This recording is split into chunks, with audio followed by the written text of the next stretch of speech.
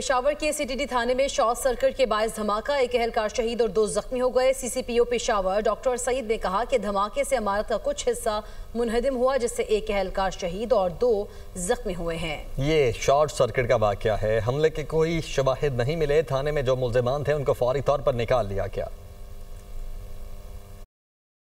Peshawar university road پر CTD تھانے کے اسلحہ خانے میں شارٹ سرکٹ کے باعث آگ لگ گئی اور تھانے میں موجود دھماکہ خیز مواد پھٹ گیا۔ اسلحہ خانے میں جمع شدہ گولہ بارود سے متعدد دھماکے بھی ہوئے۔ واقعے کے بعد پولیس اور سیکیورٹی فورسز نے علاقے کو گھیرے میں لے لیا۔